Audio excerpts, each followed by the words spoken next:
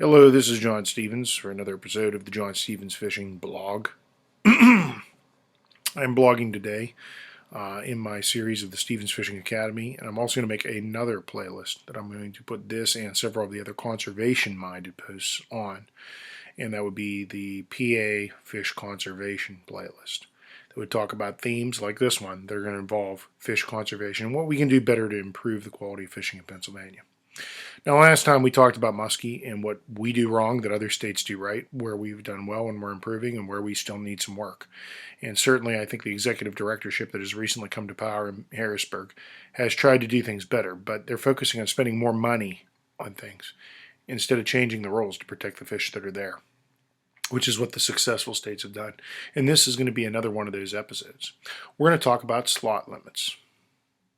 What are slot limits? What do slot limits seek to achieve? How do slot limits make fishing better for a certain species of fish? And why they would be a good idea in certain waterways that receive high levels of pressure for certain highly desirable fish species. We're going to specifically look at Pymatuning Lake in Pennsylvania and compare it to some lakes, at least one lake outside of the Pennsylvania state, in a different state that uses a slot limit. To start, slot limits. Are they good? Are they bad? Should Pymatuning have one? The definition of a slot limit is basically, you set certain size limits, a minimum, then up to a certain size, then you shut it down for several inches more till it hits another size. Then you can keep one over a maximum size. So the definition would be to limit the taking of fish species within certain size limits and or over a certain size. And there'll be more clarity and explanation given to this as we continue. The goal is to protect fish that are in the reproductive year size range by prohibiting the keeping of those fish. You got to require that those fish in the reproductive year size range get thrown back in the water. This allows also anglers to keep one fish per day in most cases over a certain trophy size, and that preserves the potential for a trophy-size catch for everyone.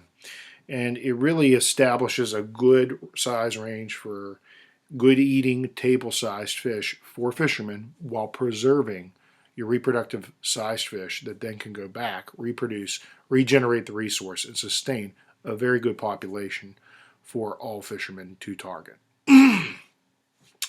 Like I said, it's used in highly pressured waterways, and I'm going to give an example. Obviously, if I'm talking about walleye or Pymatuning, I'm talking about walleye, and I'm going to give you an example of how Minnesota did this in Lake of the Woods with walleye, and they did a great job with a slot limit. First of all, in Minnesota, there is a walleye / sauger limit. A sauger is just another perch-like fish. Functions very much like a walleye, looks a lot like walleye, has different body markings, and is a little bit smaller. But you're allowed 6 fish per day, walleye / sauger. Only 4 can be walleye. The sizes are 0 inches up to 19.5 inches. You can keep as many as you can to fill your limit. You could get 6 that were from 0 to 19.5 inches. You could limit up. Or you could get 5 in that size range and hold out for a big one later, which I'll explain.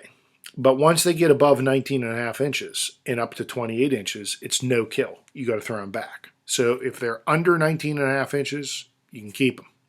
If they're from 19.5 to 28 inches, you got to throw them back because that's your reproductive size range. Your adult fish that are going to give you more baby fish that then can turn into a future population. Then you get 1 fish per day that can be over 28 inches long, but only 6 total. So you have a lot of good-sized fish that you can eat that are, how should we say, maybe not ready to spawn yet. That might be 17, 18, 19 inch. But when they hit 19.5 inch, you got to throw them back up to 28 inches. So you got those big spawners that produce the most eggs and the most reproduction protected to help your population grow.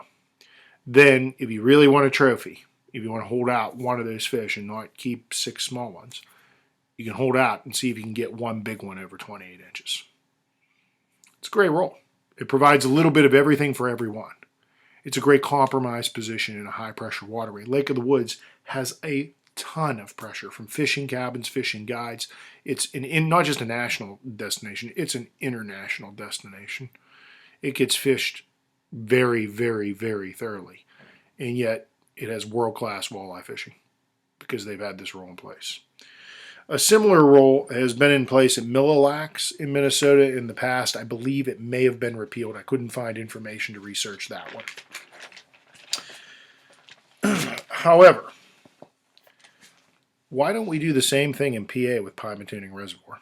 I mean, Pymatuning Reservoir has an abundance of walleye.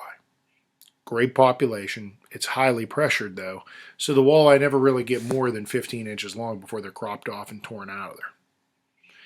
Now, I realize if we were to do a slot limit on Pymatuning to try to replicate what was done on Lake of the Woods, for example, you're not just dealing with Pennsylvania, you would also be dealing with the Ohio Department of Natural Resources. But why can't the Pennsylvania Fish and Boat Commission and the Ohio Department of Natural Resources get together, sit down, and engineer a slot limit that would be good for everyone and protect the fish that are in there? As it stands now, Pennsylvania and Ohio have thrown good money after bad into stocking walleye fingerlings into Pymatuning Lake. We're spending possibly as much or more money, okay, as they spend stocking in other states with lakes with slot limits. They're getting better results, even though they may be throwing less money into the water than we are. You see, it's not about money, and I wish our Fish Commission could see that. It's about once you have a good population of walleye in a lake, and Pymatuning undoubtedly has a great population of walleye, you got to give them conditions where they can be successful to continue to spawn and get to a certain size where they could be trophy sized occasionally. And that's where with Pymatuning, you got to have a slot limit in order to get that done, because the pressure is just immense. Anybody who's been on the lake has seen all the boats there. They're just targeted to high hell. So, I mean, it fits the profile of Mille Lacs or Lake of the Woods, whether it's an inland lake, you have high pressure, it's known for walleye. I was thinking of a proposal. Why not the following limit? 6 walleye per day. Obviously, that's been the traditional standard in PA. But maybe they must be between 15 to 20 inches. When they get over 20 inches, it's no kill until they hit 30 inches. Then 1 fish per day over 30 inches. So you can keep them from 15 to 20 inches long or over 30 inches long. But between 20 and 30 inches, can't touch them. I think that would increase our walleye population at that lake. You get better size. You have better reproduction. And hey, if these fish are reproducing at a better rate, maybe we don't have to spend as much money stocking them.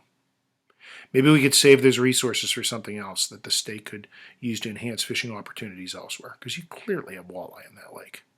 And they're clearly going to try to spawn.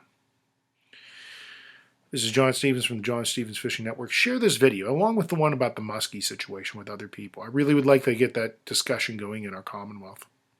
And even if you see a Pennsylvania Fish and Boat Commission employee that you know, show them this. Show them the websites for Minnesota, for Michigan, for New York. See what they've done for muskie. See what Minnesota's doing for walleye. Why can't we do this here?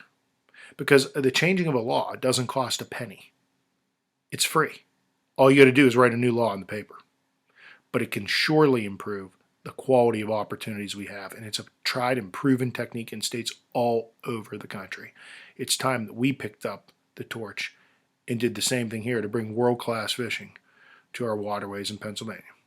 Again, this is John Stevens Fishing. Take care of yourselves. Stay safe from the coronavirus. Goodbye.